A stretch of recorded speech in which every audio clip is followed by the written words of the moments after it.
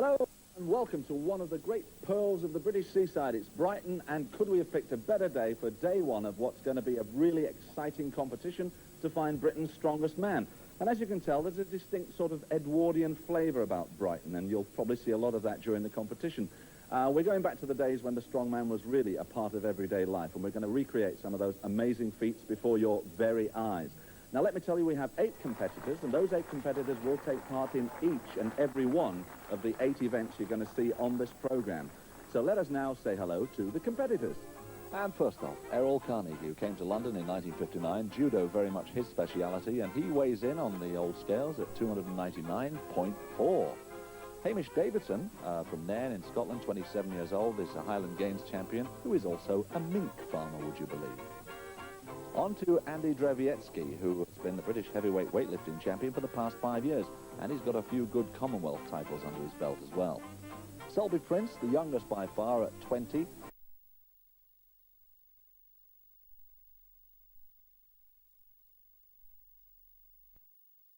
Other things is trying to get a strength comedy act together in his spare time. John Sedge now, who did most of his sports in the Royal Marines from 65 onwards for 12 years, now specialises in hammer throwing. University in California, also was Britain's strongest man in 1980. Alan Taylor now, who is 30 years old, amongst other things, has been wrestling for the last 5 years and now wrestles under the name of the Giant Anaconda. And Peter Welch, who was born in London, lives in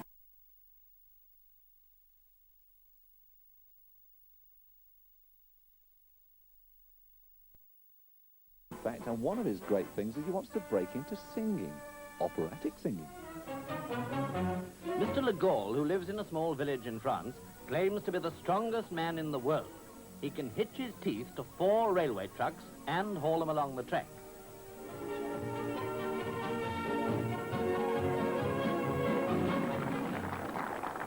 Well, here at the seaside, we're about to emulate Mr. Le Gaulle, not quite with 4 trucks, but we have the first of 8 events, which is our traction engine pull, close on to 4 tons of heavy metal. And in front of that, not far off, 4 tons of heavy flesh. Alan Taylor attempting to get things going, and as I'm seated in my commentary position with my co-commentator, Jeff Capes, we're ready for some exciting action in this competition. Well, that's certainly rolling on okay, and that's the important thing, to get it rolling and keep it rolling. Alan being very tall, in fact the heaviest man today in the competition, finding it pretty easy. But unfortunately using a very, very high pull here and not pulling a direct line to the machine. And of course that could prove a bit of a problem for Alan, being up as high as he is, because obviously to lean down as much as you can towards the floor is going to give you a bit better leverage. But having said that, he seems to be doing it extremely well. Offline a little bit, but it doesn't matter. I bet that line looks a million miles away to him. There he goes, straight down on top of it, and he gets himself a 51.4 and still manages to raise a smile as well. How is that it?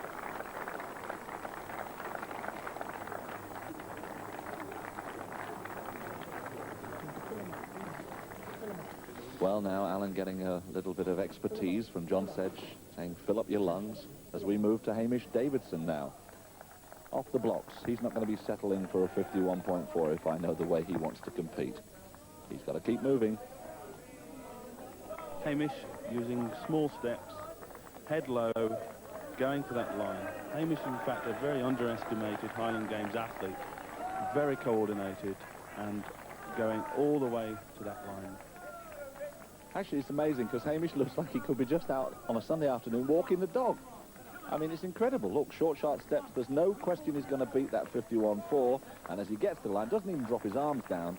He goes into the lead with a very comfortable 40.5.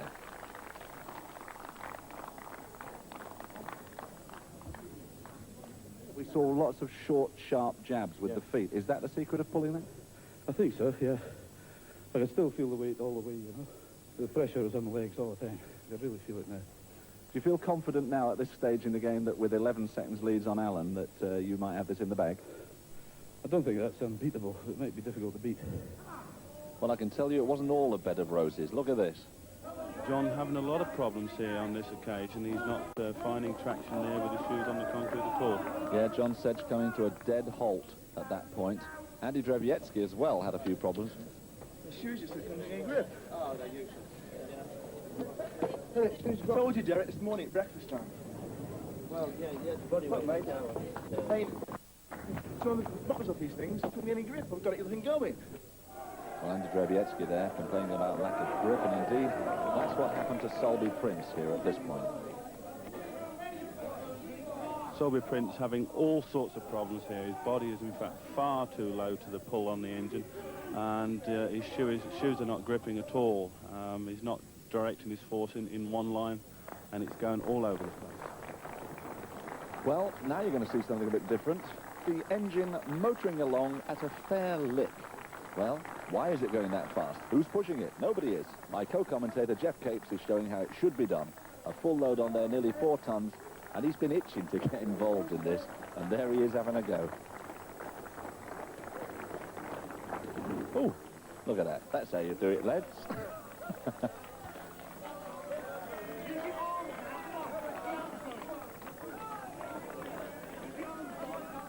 John Sedge now with a lightened load, slightly lighter than before.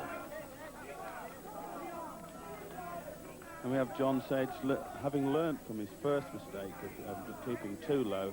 In fact, he's pulling in a direct line now. Really powering home on this occasion. Full traction on the surface. No problems at all.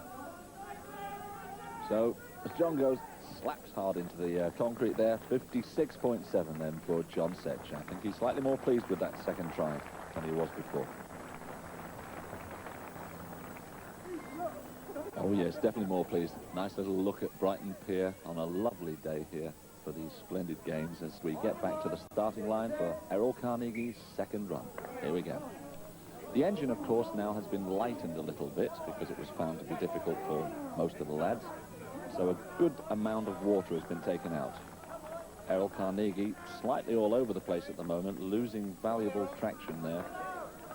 But nevertheless, he is keeping it moving. That's the most important thing. Harness, taut, now he's got it in a line. He's getting himself a pace together, which is great. That's good. Those front wheels still wobbling a bit. Errol Carnegie having a real problem here, making a desperate attempt to keep the machine in a straight line, and in fact having a lot of problems. But I'm sure Errol is as gutsy as anybody else and will finish. Yeah, absolutely. 56.7 is what we're looking to beat, yes. And alarm goes over. Ooh, the lads have got to be down there a bit sharpish to stop the machine rolling. 51.2 then for Errol Carnegie on his second attempt. Drzewiecki actually didn't have too much joy in his second attempt, as you can tell from his face there. He didn't manage to move it at all. And Richard Slaney now, he's got to go out to try and beat the lot of them now to get himself into third position. And it's the 51.2 of Carnegie that Richard is looking to. At the moment he's looking at the tarmac, but he's got a good pace going there, and I think he's got every chance of getting, yes, well, what can I tell you? A gentle lean across the line, and Slaney finishes at 42, putting himself into third position.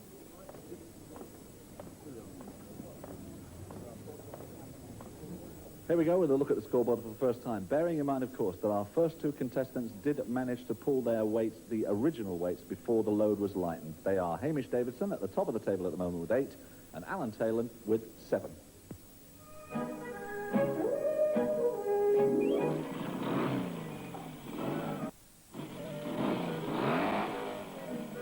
He's been getting his teeth into things for years. He can take on a motorbike for breakfast. With the bike revving and his gnashers gnashing, the only thing to give is the rope. Batty Sugru, licensee of the Admiral Nelson in Kilburn, now takes on a barrel of beer weighing 2 1/4 hundredweight. Batty's offering £500 to any publican in Europe over 40 who can equal his strength. Before he took over the pub, he was a circus strongman and a professional wrestler. So while he waits for someone to take up his £500 challenge, Batty takes it out on the customers. Charming fella. Okay, we've got more than one barrel, quite a few. We've got man against man, adding a little more spice to a competition in which all 8 take part. Right, in the yellow lane we have Andy Drzewiecki. And in the red lane... we have Peter Welch.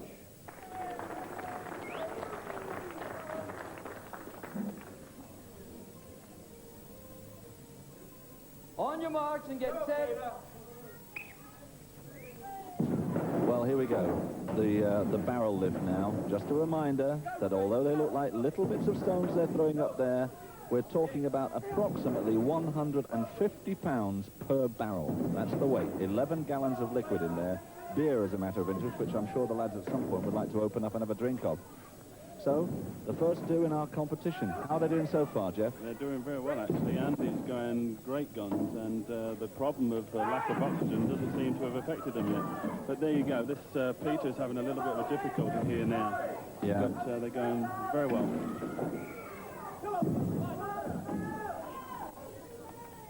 Now we've got the one barrel on there. We have a winner. In the yellow lane, Andy Drzewiecki gets in just ahead. Peter Welch looks slightly the worse for wear there, but nevertheless a very speedy time for him as well. I see you've gone a whiter shade of pale. 12 barrels of 150 pounds each. A lot of effort. Speed involved too. Movement. Bit of suppleness too, I guess. But I managed. Right, now we come to the second of our pairs now. John Sedge, who's in the yellow lane, as you can see there, and Sulbi Prince over in the red lane. They're on. Oh, my goodness, they are shifting these things. It's incredible. Remember, 150 pounds of weight in there. They seem to be putting a heck of a lot into a short space of time here, don't they, Jeff? Yeah, Sulbi Prince, in fact, is literally throwing it on with no effort at all, and the other chap is having a slight difficulty, but they've both gone very well. I think it's tremendous. Well, just two more for Sulbi Prince. I can't quite see the other ones. Yes, there's a few more than two. John Sedge seems to be slowing up a little bit here. And the time's to beat 43.4. Well, a strained effort there. John Sedge still got his last barrel to go now. And probably, if you've got your colour television set up right, you'll probably see what Jeff was referring to about the colour going out of people's faces. In the yellow lane, Richard Slaney.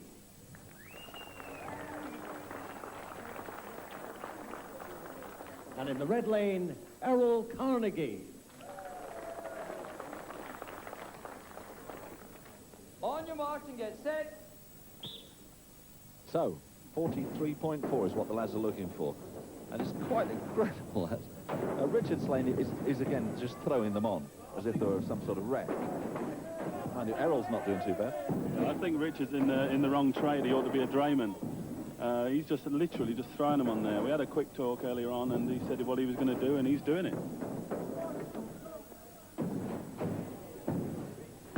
So, Errol Carnegie in the red barrel lane there.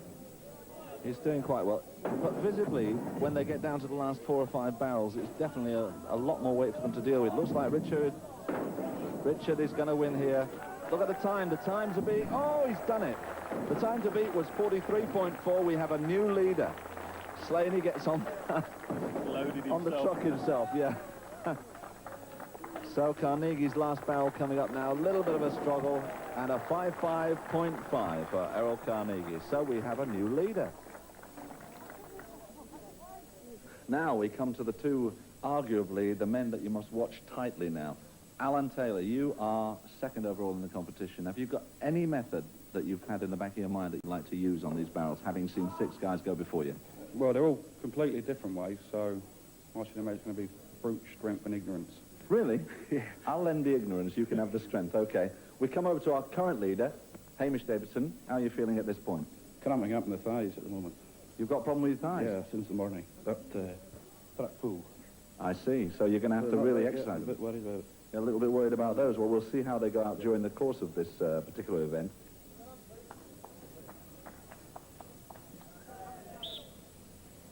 Well, this is the one now. 42.3 is the time to beat. Hamish has already complained, Jeff, about having a bit of a problem with his thighs, a bit of cramp. I think that's made him angry, actually, because he knows that he mustn't think about his injury, and he must go hell for leather and just forget it, and just go straight into the competition. Yeah. So in other words, like most other things in any sport of strength or skill, the more aggravated you become, the more you like to pull out a good time. That is very much so, and I think Hamish is on the way to a very good time at the moment. Well, 33 seconds at this point, and Hamish has got 4 more barrels to go if he can keep that up. It's getting a bit tight now. The 42.3 is gone. So our 2 leaders overall are behind on this particular event. Maybe the strain of the morning's ones. Alan Taylor, oh no, he's dropped the barrel. Oh, what a shame. Oh, that was absolutely incredible. He dropped his barrel at the last second, and that lost him the particular lead in that particular event. So Richard Slaney, with a great effort, gets his 8 points, top of the table on the barrel loading with a 42.3, just beating Andy Drzewiecki with the 43.4. And if you look down at the bottom of that table, you'll see that Alan Taylor, although he's got a 53.7, is sort of out of place. Well, the reason for that was because, in fact, he dropped a barrel, which is a little bit illegal. He did pick it up again, and in effect, he's moved down a couple of slots on that chart.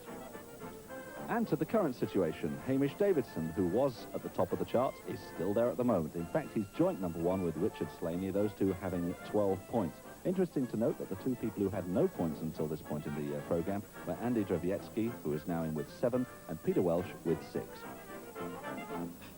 Well, now we come to the Dinnie Steen. It might look like a little old rock to you. It is a big old rock, in fact. We should use the plural, really, because there are 2 Dinnie Steens, and they were stones that were sort of originally outside the Potarch Inn in the Valley of Dee, and people used to tether the horses to them. And indeed, one Donald Dinnie, from which the stone takes its name, who was a very great Highland Games athlete, was helping his father to build a new bridge, and there were some planks on one end which needed battening down. So what did Donald do? He just picked up these 2 stones, one weighing 340 pounds, and the other one weighing 435 pounds, one in each hand, and walked them a full 5 yards to plonk them down on the end of the plank. Impossible as it may seem, that did happen. Okay, John. On your marks and get set. John Sedge moves off. And, oh, dear me. Well, there, that was it, because once that stone drops on the floor, touches the floor once, that is it. Errol Carnegie up with the stone, which started in front of his knees there. And in fact, I can tell you now that John Sedge dropped his stone there because it caught his right leg, which must be pretty nasty with this. Errol doing extremely well. It's a 25-meter course, and it's a timed event, and he is going to get there. There's no problem at all. Look at that. Superb. 18.2 seconds across that course of 25 meters.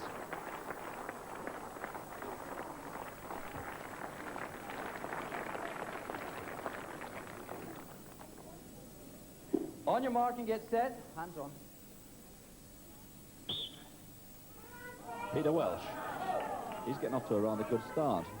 What sort of method is he using, Jeff? I mean, has he got the 3 fingers touch on both? Yes, he has. I can see it now. He's got the 3-finger grip there, and he's waddling nicely. Oh, that was a good... he might finish. Yes, he's going Yeah, that was a very good recovery, because that's the... Oh, dear me, what a excellent try.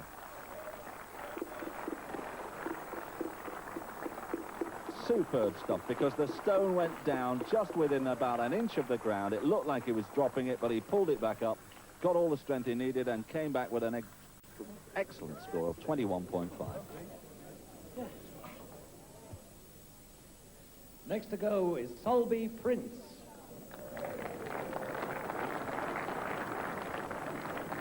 So Sulbi Prince moves up to the start line, grips the Dinnie Steen, and seems to be off to a rather rapid start. Well, what about powerlifting, Jeff? Is that going to help him here? He certainly seems to be moving. Yes, I think so. And again, this is a real youngster. Oh dear, he's dropped it. What a shame. Now that he's limping a little bit there, it may well, the same thing might have happened to him as happened to John Sedge.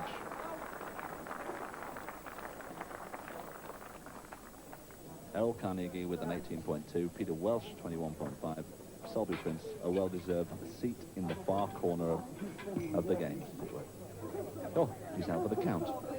No, he isn't anymore. Yes, that's the team doctor there. I hope I don't cut myself while he's around.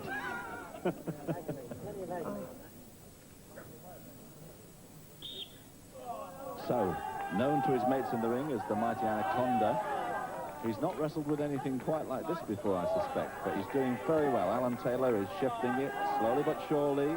He's faltering a little bit, but that is no mean feat. A very, very good attempt by Alan Taylor. I think there Andy seems to have certainly twisted his ankle. John Sedge is concerned about it too.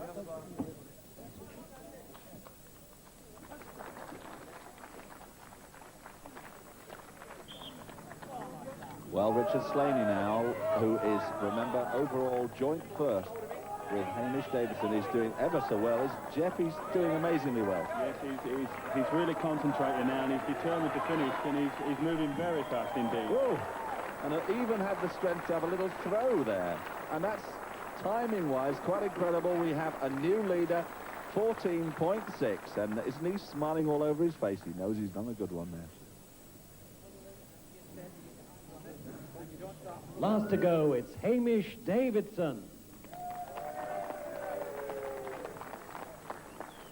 On your mark and get set.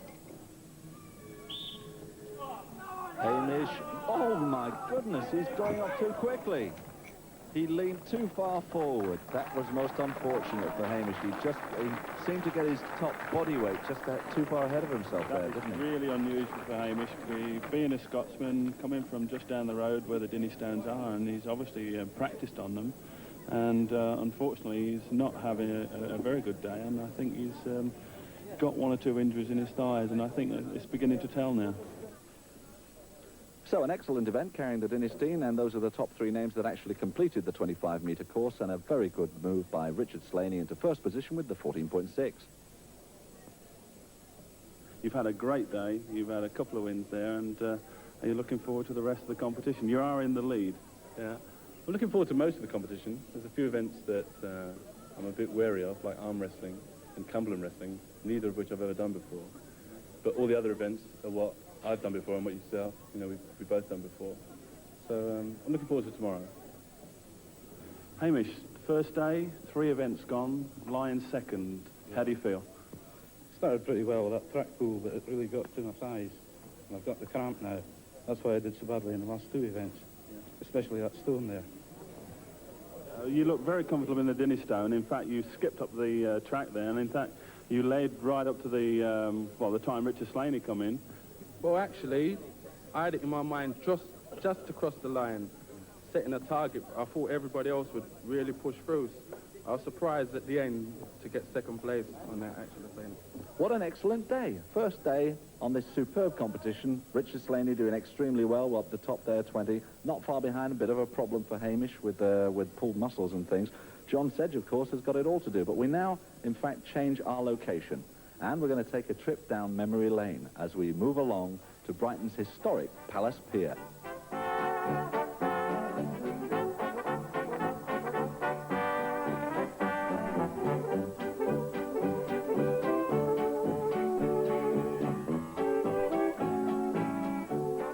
Well, in the modern-day electronic machinery, you don't hear the clatter of old pennies like you do in here. This magnificent museum of the heyday of slot machines is where we visited now, and I suppose the really most important machines are the ones that test your strength. Like, for instance, this one that I've just dropped an old penny in, and I'm going to attempt to beat certain person's 380 with a 440. Not too bad. There are various ways of testing your strength by dropping a penny in. If we go down to the pier, we find that age-old, beautiful machine where you used to look up this great pole, smack down with a mallet, up goes your little thing, and ding-ding at the top, if you're lucky. Then, of course, we can look at the old punch bag. That was one of my favourites. I could never get anywhere with it, and I couldn't work out why the glass never broke. A penny in there, test your strength, and be a man. There was also, incidentally, a gentleman by the name of Zass, who, rather than actually physically punching anybody himself, would offer the general public his stomach at their convenience, and he used to take punches in the stomach, and take some heavy ones at that, too. And we move closer now to our next item with a gentleman called Apollon. He was a strongman who had an act in the Folie Bergère in which he played a prisoner attempting to escape from a prison cell. And he actually had real steel bars on stage, and he used to bend them apart and whack out of them. And incidentally, he had a little wife who was very domineering and gave him plenty of stick. Go! So, here we go with the first bar at 12 millimeters thick, and we have Prince, there, Sulbi Prince, Andy Drzewiecki and John Sedge doing their thing. The only way to bend the bar is very quickly, in one swift movement, remembering that when the bar is bent, it heats up, and there is a molecule change. And if you stop and it goes cold, it's nearly impossible to start again. And you can see the strain on faces there as the bars are being brought in. They've got to get into a position where they can fit between those two yellow wooden poles you can see there. Sulbi Prince is throwing his bar around.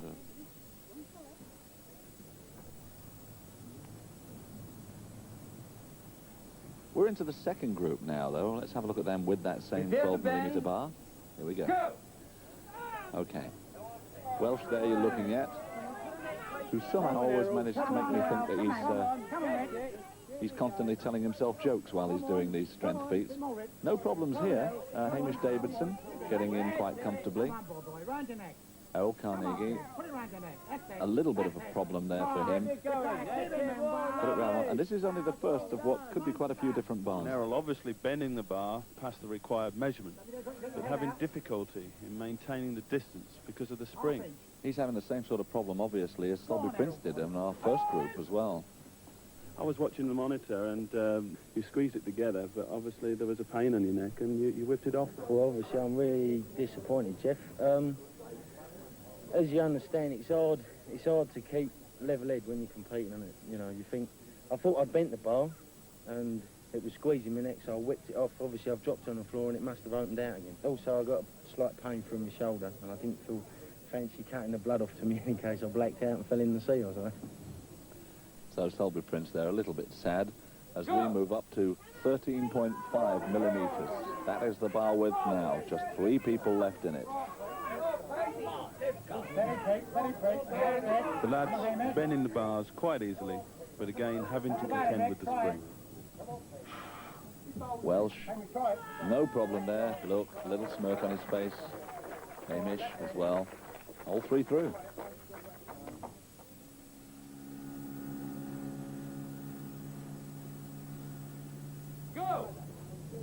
We're now up to 15 millimeters in thickness, and believe you me, that is a heavy bar. Hamish Davidson struggling. Welch, just look at that. So much energy has to be exerted on these things. It doesn't look to me at the moment as if they are actually going to meet the 2 ends of these bars. I think they've finally met their match with 15 mil. Come on, Hamish, come on. At this sticking point, the bar is cold and dead. So, they're getting very close to time. Last desperate throws. Slaney about to fall over the railing there, I think. Put them down. Final measurements have to be taken now.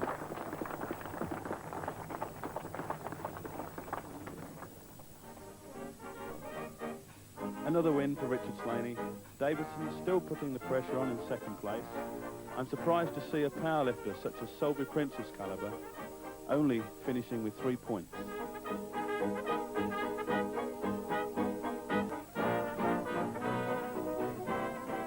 Well, let's have a look at the scoreboard here now. Richard, Hamish and Errol in the same position as they were, the top 3 positions. Alan Taylor has dropped down to equal 6th, while Peter Welch has moved up to equal 3rd.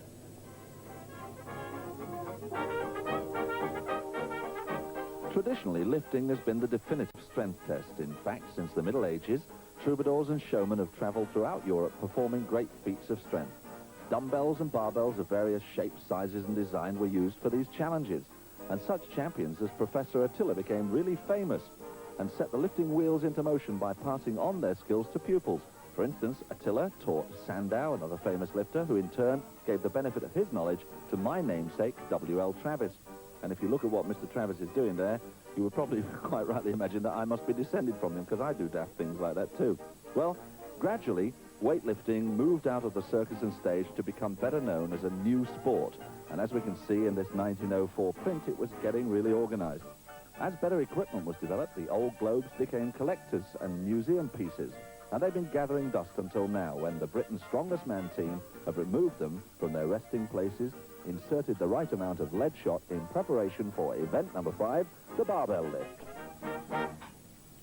John Sedge, first of all, lifting the 90 pounds, and you can see elbow rather well strapped up, and a struggle for John to get a good lift on 90. Well, that's in fact as far as John got with 90, because we move along now to the 150 weight, which Andy Drzewiecki is now going to jerk up above his head.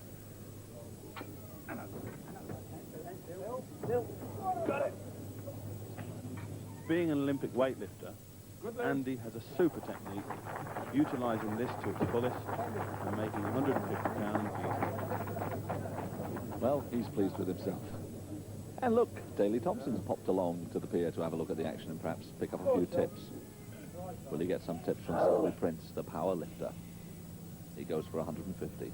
Bit of concentration. No lift. Oh, what are you talking about? It's on my Bars shoulder. on your shoulder, that's no lift. Oh dear. I've been doing that all the way through. Few problems for Sulbi there. Got 30 seconds left. Put it on one shoulder. I think perhaps with the right arm he meant that it should be on the right shoulder and he was using the left shoulder there. Off he goes again. There we have Sulbi getting angry with Oscar, the referee, because he wasn't sure what was wrong with his lift, and Oscar told him he was using both shoulders in front of him instead of the one-handed snatch which is required in this event. Edgeways on. That's an interesting and new method. Nobody's attempted to do it that way before. Peter is a good boy. He's trying to get underneath it. It's not easy. Come on, lower. He's got to get full marks for trying something different. Lower, get down.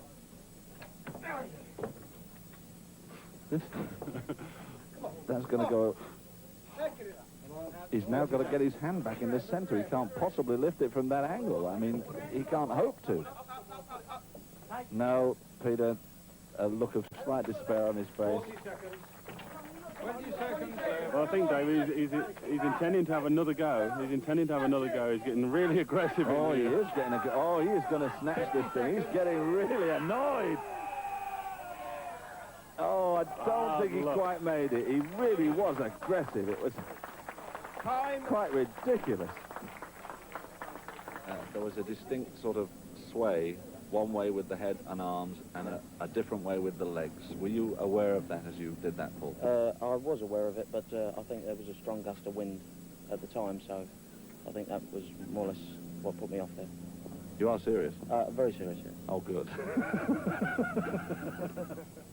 The bar now at 170 pounds. Well, let me tell you that Davidson and Slaney also did well at the 150, and now, as you see, into the 170. Drzewiecki.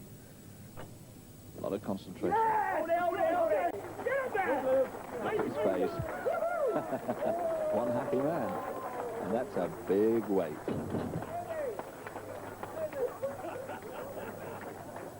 These boys really enjoying the competition. But as much fun as it looks, they do take it very, very seriously. Sulbi Prince for you now at 170. Sulbi Prince now getting very aggressive, typical of a weightlifter in the powerlifting circles. So here we go.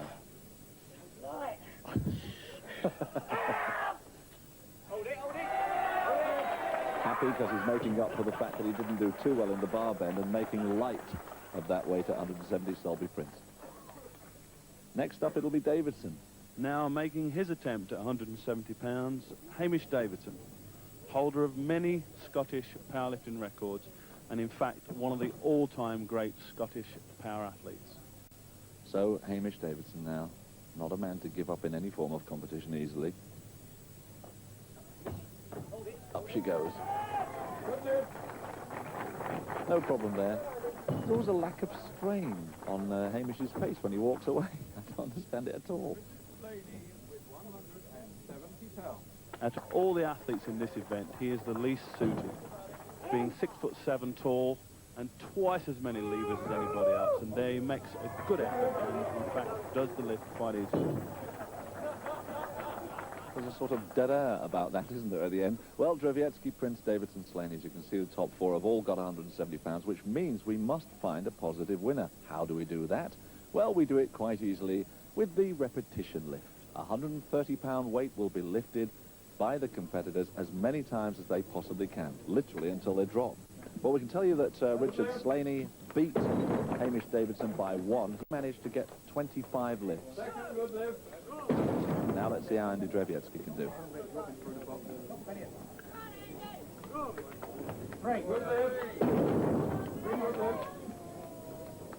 We're not at all sure about the strength of this pier now. It is an old one after all. And Andy coming up to his 21st lift, looking somewhat worse for wear, but being the competitor he is, I'm sure he'll go a lot further yet. Yes, I'm sure he will as well, because he's got 25 to beat yet from Richard Slaney. 22. There's 22. The pier taking a heck of a hammering at the moment, every time that weight drops down there. And to remind you, that's 130 pounds that's being thrown up and down. Sulbi Prince there waiting patiently. He's next on. 35. Well, as you can see, Richard Slaney's total has well been passed now at 35. 36. And there we have a total of 36 for Andy, setting an unbelievable target for Sulbi Prince. Well, we knew Sulbi was going to be a hot competitor when it came to any strength events, and here he is coming up to number 30. 30. Sulbi lacking in finesse, making up with brute strength. 32. Andy's done 36. Andy Drzewiecki's at 36, so we've got Sulbi doing now 4 to beat, and he knows 34. he's going to town now. 35. I mean, that ankle's gotten 36. 36, that equals it. That equaled Andy Drzewiecki's record, so we're going to go one more. Are we going to have one more out of Sulbi? 37. There we go, one past Andy. 38.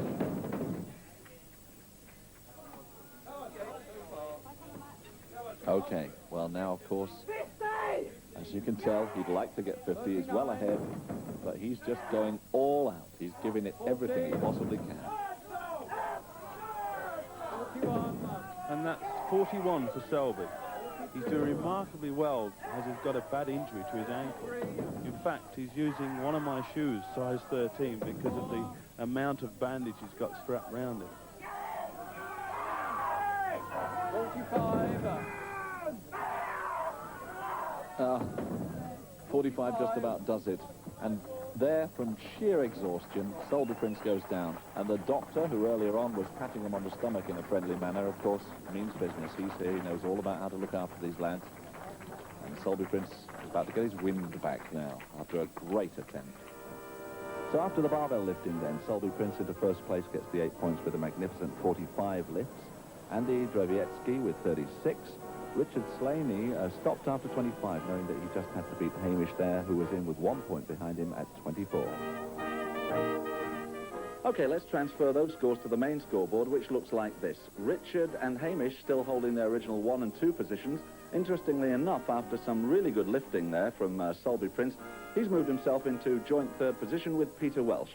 We now come to something that perhaps, if you hadn't had a go at the other sort of strength events in this show, you will certainly have had a go at some time at arm wrestling. But I don't know if you're aware that in the old days, arm wrestling was a little dangerous because people used to put things like hot coals and burning candles under your arm as a sort of incentive not to lose. Now, there was one rather bizarre challenge from the great German champion, Sandow. He's the one on the left of your picture, incidentally, who made a bid to take over the top of the bill spot at the Alcazar Theatre from the French champion, Batter. And he turned him down point blank when he found out that it was required for this test that there should be a cork just about where the hand landed, if you lost, with a needle sticking out of it, and the first one to draw blood lost. Well, we're not going to draw blood on our competition. However, there may well be a little bit of needle, as you're going to see in Event 6 now, which is the arm wrestling. On my right, Richard Slaney. On my left, Sulbi Prince. So, first heat now. Concentration on the faces, the correct grip, and they will be off. Adjustment of the elbows. Take the strain. Go!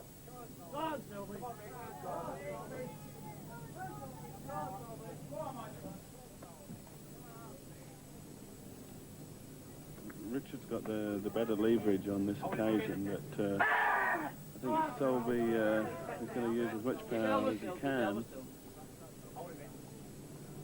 But, white knuckles there. yeah. It's going to be hard. It's going to be very hard. He's not there yet. No, Richard will hold him in that position. There's a lot of effort expelled in this exercise. I mean, people might just think it's so easy, but I can tell you from experience, painful experience, that it's not. Oh,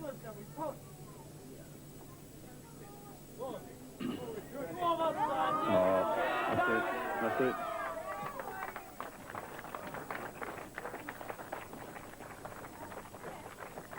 well now, Peter Welch, there on your left, up against the giant anaconda.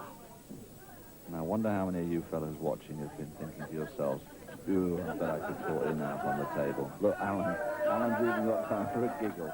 He's a real giggler, Alan. He's incredible. He bursts into a smile at the slightest provocation, even in the middle of a competition, which I think is great. Yeah, I think.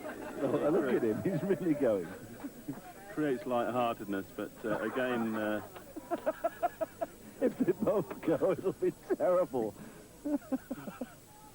Thinking a little bit, I think laughing about a little bit, I think protects what is in fact going on underneath, and I'm sure it's no easy task out there. Down!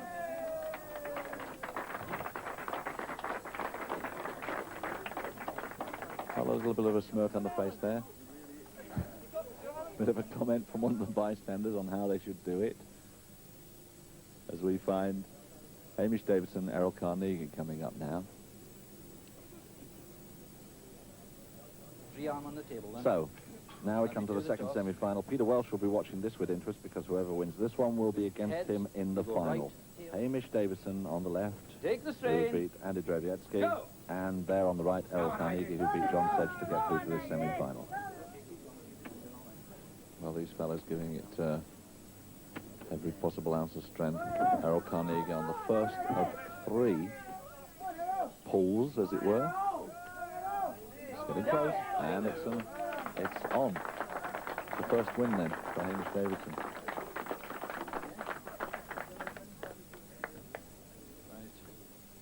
I've only ever tried this myself in a pub a couple of times, and it does me in. I don't know how these guys keep it up. Take the strain. Arm swap now. Oh! Wow. That was over rather quickly. And Hamish winning that one very easily, and obviously Errol is hurt, clasping his shoulder. Okay, And I hope he's free not arm on the injured table. too badly. And now we have the good arm, so to speak. And I'm sure Errol and Hamish will give it their best shot. So, this is the big one. Oh, look at the sheer power that Errol Carnegie is putting into this.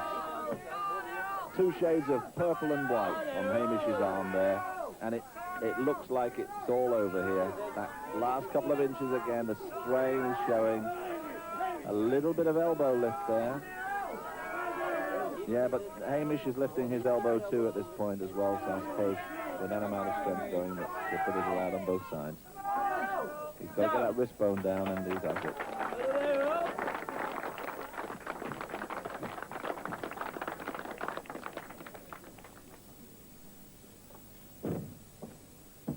And now for the final in the arm wrestling competition, Peter Welch and Errol Carnegie. So here they come. This is the big one now. Peter Welch done ever so well. Good shake of the hands. Errol Carnegie on the right, Peter Welch on the left. And on my left, Errol Carnegie. Well, this should be good. We will now, we're getting used to the sight of Errol with his eyes closed, gazing heavenwards. Take the strain. Go!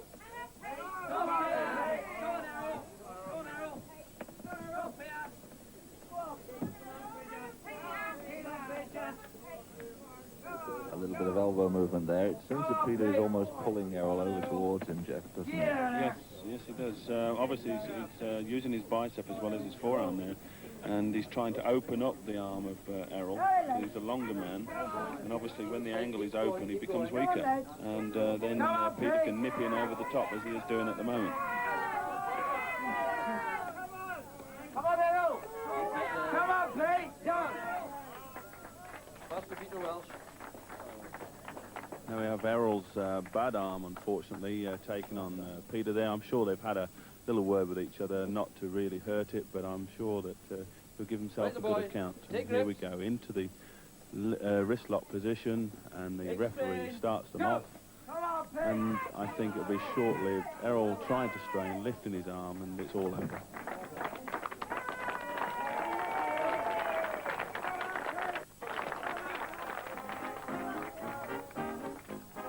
So there's the state of play after a really exciting arm wrestling match. Peter Welch, the lighter man, or certainly one of the lighter men there at the top of the tree with 8 points. Errol Carnegie, with his wonderful way of closing eyes and meditating, getting in second place. And possibly the two favourites for this, Hamish Davidson and Richard Slaney, down in equal third with 6 points.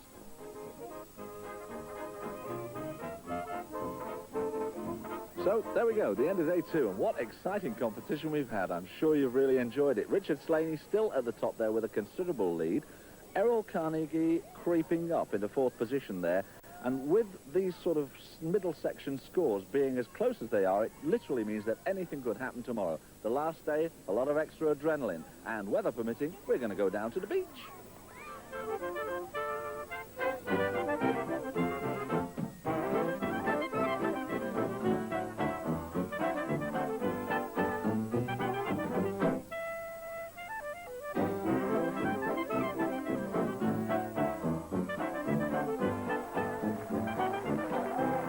Well, lots of smiling faces down here on the beach. We wanted good weather, and my goodness, we got it.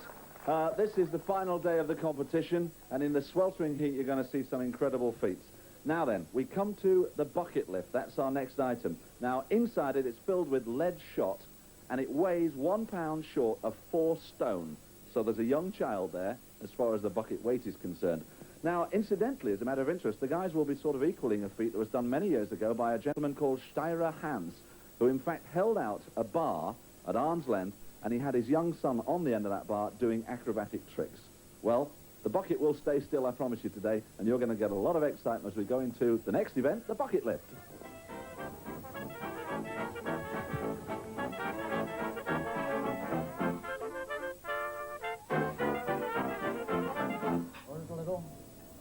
Go!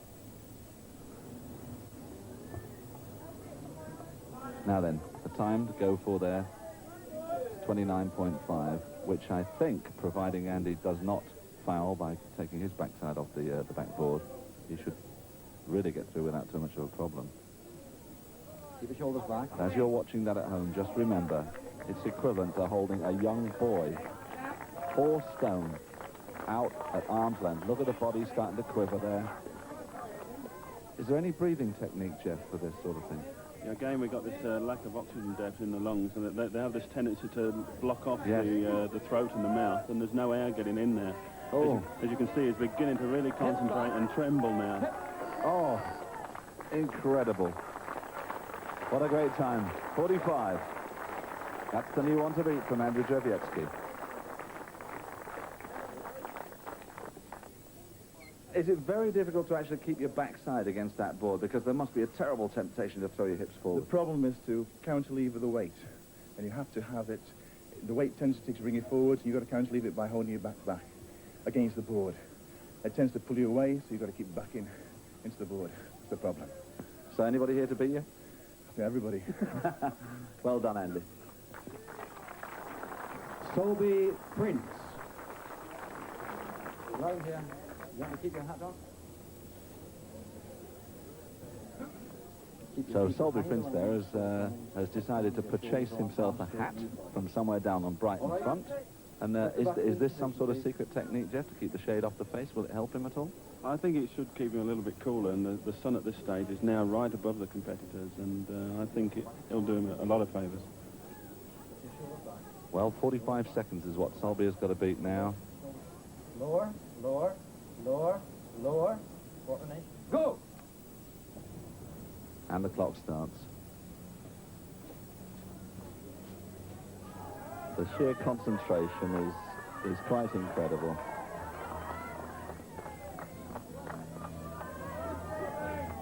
It's interesting to note, as Jeff was saying earlier on, that bodies start to shake after a while with the tension of this particular exercise. See, the problem, David, is that you've got to lock out those arms, and at no time must you bend them.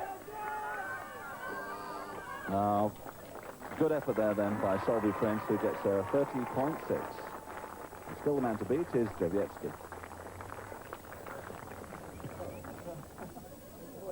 So now, bit of determination. I'm not sure if in the background I heard the voice of Pete's wife, who's around with him here today, because she certainly spurred him on to relift that Dinnie stone when he nearly dropped it before. He's got a lot going for himself. Just before this, David, Peter went to have a little dip to cool him down. He said it stuns him into action. We'll see if that really... Oh, what a good effort, though. 32.4, Peter Welch. And a big smile, as always, at the end of the event, which is super. And our time for Peter Welch, 32.4 seconds. So, Errol Carnegie, then, into his concentration. Errol, of course, is a big judo man, and in fact, I'm sure he's looking forward to the final event. It's the Cumberland Wrestling, but for now, he's got to keep that bucket up. And you see the plate underneath the bucket there. As soon as the bucket touches it, the micro switches go off and the clock is stopped automatically. Errol putting a tremendous out of effort. He really doesn't want to give this up. The hand, you notice, the judge's hand came across just before the bucket did drop, which I suggest must have been for some sort of foul from the back of the board. But nevertheless, 32.3 for Errol Carnegie. And Andy Drzewiecki's time of 45 seconds, still leading the competition.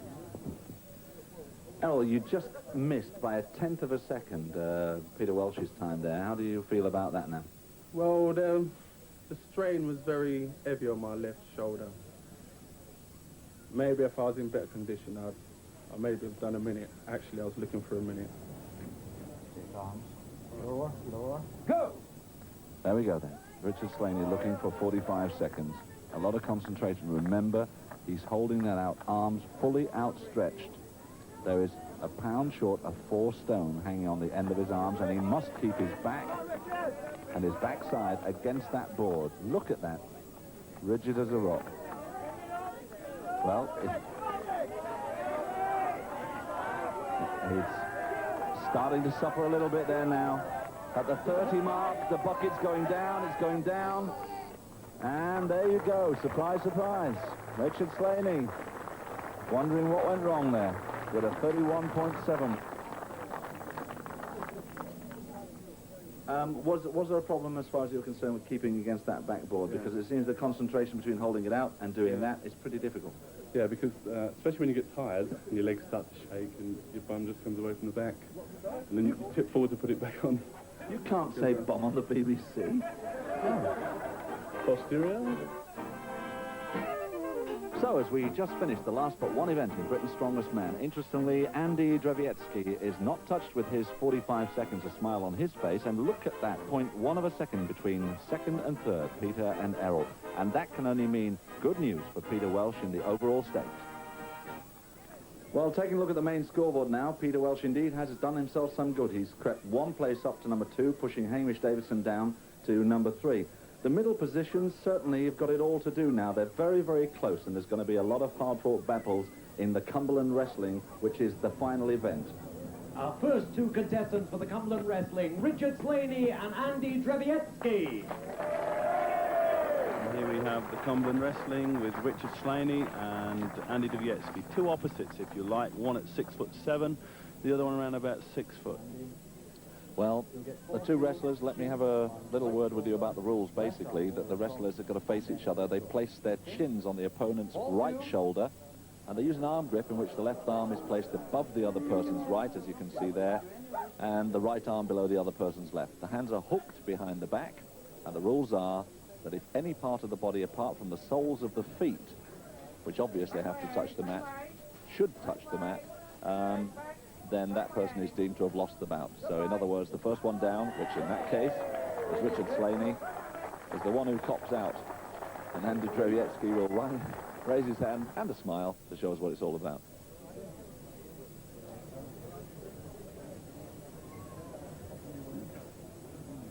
So Andy Drzewiecki will be looking forward to wrestling one of these two gentlemen that you can see on this stage now. John Sedge on the left, shaking hands with Errol Carnegie. The last semi-final. Go!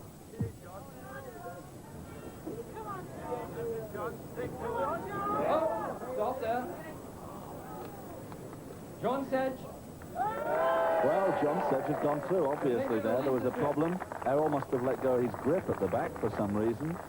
And John Sedge goes through to meet Andy Drzewiecki. What an interesting turn-up for the book. John, very well done. I must confess, after you've had a bit of a struggle in some of the events, and now you come up against Errol Carnegie, who is, by definition, a good man on the mat, as it were, and suddenly you find yourself thrown into the final. How are you feeling about that? Well, I'm pleased. It's about time I got somewhere in this competition, you know. I've done a bit of amateur wrestling, you know, and it's helped me, well, you know, to film matches underneath you. And now to decide third and fourth placings, Hamish Davidson and Errol Carnegie. So, third and fourth place now. This is the battle between, on your left, Errol Carnegie and Hamish Davidson on your right.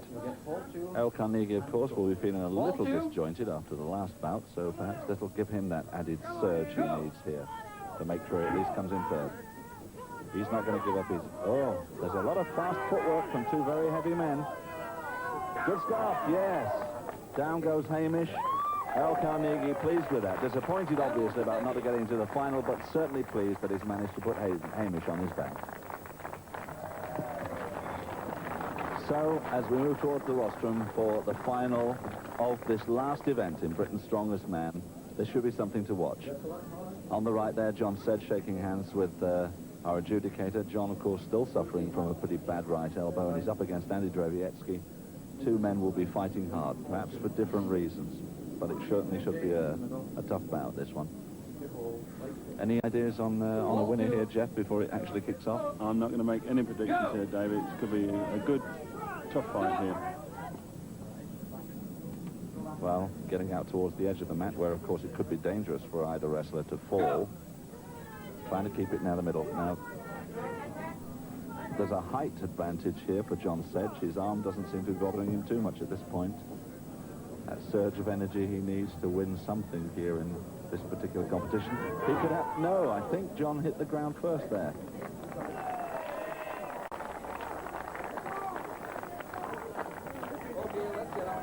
Andy Drzewiecki wins that match.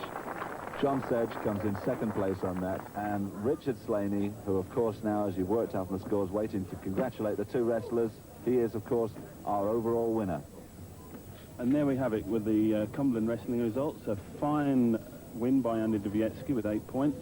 And in fact, a very surprising last place by Alan Taylor, who's in fact the giant anaconda from the wrestling scene, with only 1 point. Well, there we go, ladies and gentlemen. At one time, I used to think I was tall till I got in amongst this lot. And I can tell you, these 8 fellas have provided us with some excellent competitiveness over 3 beautiful days here in Brighton. And, of course, the winner, Britain's Strongest Man. Can we hear it for Richard Slaney? And we bring on to present the prize the Vice Chairman of British Meat. We welcome David Parker. And there it is. David, thank you, the winner. And I think I can safely say we've had 3 days of great competition, excellent spirit from all these fellas, and they all deserve one big round of applause. From Britain's Strongest Man, thanks for joining us.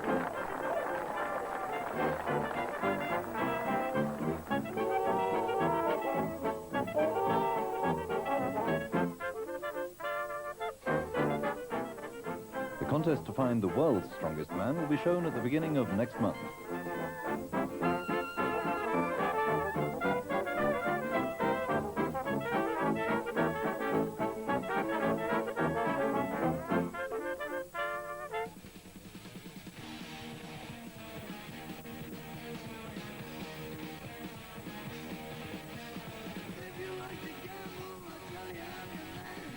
Hello, good evening, a big warm welcome to the Austrian Tyrol for the full...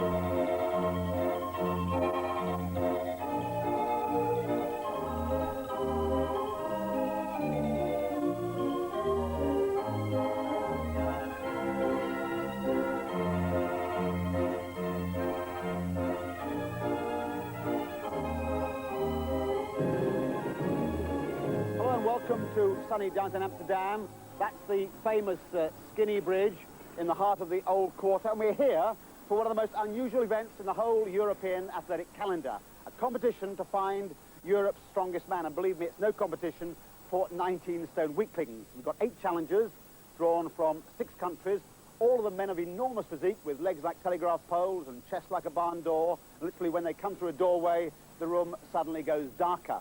The extraordinary thing is that even these men of steel can be reduced to near exhaustion in about a minute and a half flat by some of the events they have to compete in. Lifting logs, bending steel bars, towing a 7.5-ton truck, loading 10 155-pound barrels onto a trailer. Indeed, that one's a real killer. But let's go straight to the action. Let's meet the 8 competitors.